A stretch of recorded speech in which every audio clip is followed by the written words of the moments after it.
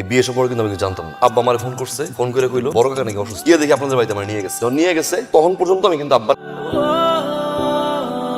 আপনাদের বাড়িতে যাওয়ার পরে আমি আব্বাকে মনে মনে অনেক বকা দিয়েছিলাম, বিয়েটা কেন এভাবে হবে, বিয়েটা ধুমধাম করে হতে পারে না, বিয়ে তো ধুমধাম করে হওয়া উচিত না।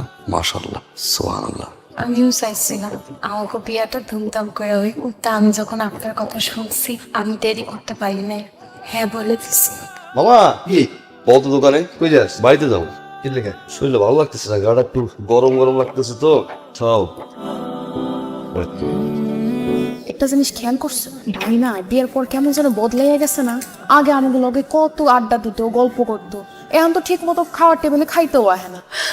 মাগো মাগো, সীমা সীমা কই? সীমা একটু এদিকে আসো তো। জি ভাবি। সীমা আমার হাতটা একটু কাইটা গেছে, তুমি তো আমার পেঁয়াজটা কাইটা দাও, আমি রান্নাটা বসাই। বেশি কাটতে হইব না, অল্প কয়েকটা কাইটা দিলে হইব। আচ্ছা ঠিক আছে। সীমা, তুই পেঁয়াজ কাটতেছিস কেন?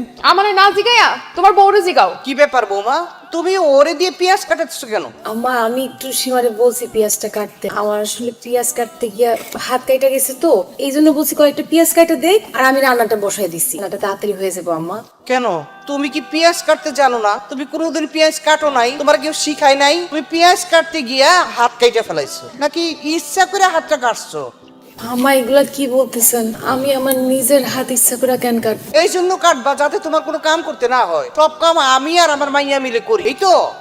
শোনো বৌমা, আমার এই মাইয়ারে আমি কিন্তু রাজকন্যার মতো পালতেছি, ওরে দিয়ে আমি কোনো ঘরের কাজ কাম করাই না। এই বয়সে আমি সব কাজ কাম, আর তুমি আমার মাইয়ারে দিয়ে সব কাম করাইতে চাইতেছো। ওরে দিয়া তুমি আর কোনোদিন কোনো কাম করাইবে না, খবরদার। সীমা যা, তুই যা, করে যা। সীমা তুমি যাও বোন, তুমি মনে কোনো কষ্ট নিও না, যাও।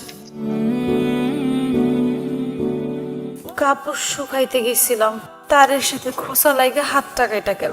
কেমনটা লাগে? অবশ্য সমস্যা নাই, বেশি একটা কাটে নাই, অল্পের উপর দিয়ে গেছে। পেঁয়াজ কাটতে গিয়ে হাত কাটছো, ঘরের এত কাজ করতে হয় কেন তোমার? ঘরটা কার? আমার। কাজটাই করব, আমার করতে হইব। মার বয়স হয়েছে না, মাকে রান্না করে যাইতে পারে। আর সীমা ছোট মানুষ, ওর কাজ করার বয়স হয়েছে না। আর এই যে আপনি, আমার এমন 19 থেকে 20 হইলে আপনি এমন করেন কেন? বোর্ড আছে আমার। কেমন আছেন? কি আনছেন?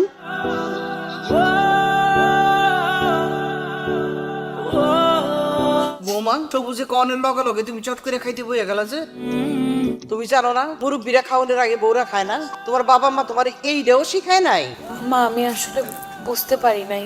আচ্ছা সমস্যা নাই, আমি আর কোনোদিন সবার সাথে খাইতে বসবো না।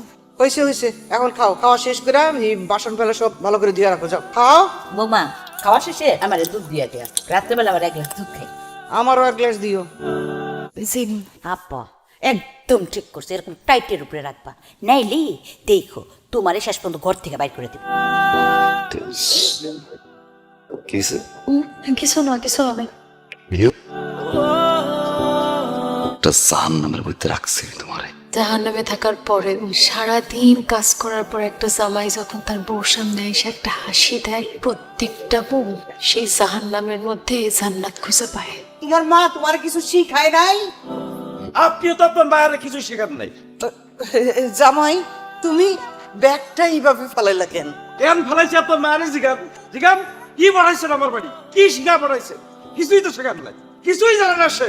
এই যে দেখেন আমার মায়ের হাতটা কি করছে। বিয়ের সময় তো ঠিকই কইছিলেন ঘটকরে দিয়া, আপনার মায়ের রূপে গুটে একদম সুন্দরী, সংসারের সব কাজ করে, কাজের কম পারে না সে। ভাতের মার গালাইতে গিয়ে আমার মায়ের হাতটা সে পড়াইছে। সামান্য ভাতের মার গালাইতে পারে না সে। সে ঘরের কাজ পারে না, ঘর ঝাড়ু দিতে পারে না, সে ভাত টানতে পারে না, তার রান্না করে সে মুখে দেয় নাই, কিছুই শেখাননি তার আপনি। শোনেন মা, আপনার মায়ারে আপনার কাছে রেখে গেলাম, হাতে কলমে সংসারের সব কাজ শিখাইবেন। যদি শিখাইতে পারেন তাহলে আমার বাড়িতে পাঠাইবেন, আর যদি না পারেন তাহলে এই মায়ারে আপনি আমার বাড়িতে পাঠাইবেন না, কথাটা বলে রাখবেন। মা, সব দোষ তোমার। মা তোমার সাথে যখনই কাজ করতে যাইতাম আমার দিয়ে কোনো কাজ করাইতা না। সারাটা জীবন আমার রাজকন্যা রাজকন্যা কইরা কইরা মাথায় তুলা বয় বয় খাওয়াইছো, কোনো কাজ শিখাও নাই আমারে। অহন খুশি তুমি? মারে, তুই তো আমার চোখে রাজকন্যাই মা।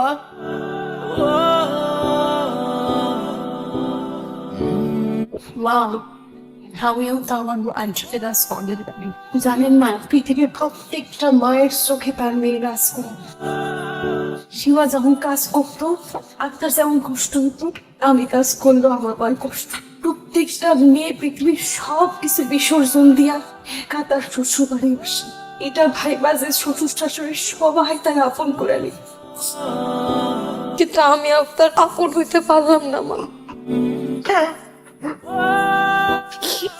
মারে, আমি এখন বুঝতে পারছি এতদিন আমি তোমার সাথে অনেক অন্যায় করছি, এটা আমার ভুল হয়ে গেছে। আমার এসব করা উচিত হয়নি, একদম উচিত হয়নি মারে। আমার ভুল হয়ে গেছে, আমার তুই ভালো দিয়েছিল। আপনি মাল চাইতেছেন কেন? আপনি এটা বললেন না, আপনি এটা বললেন আমি মাইনে রাখতে পারবো। তোমরা যখন ভুল করে বাবা মারে শুধরে দেয়, আমরা যখন মাঝে মধ্যে বাবা মা ভুল করে খুব সন্তানদের উচিত সম্মানের সাথে সাথে শুধরে দেয়। এভাবেই তো একটা সুখের সংসার হয়, তাই না মা? আরে মা, ধন্যবাদ।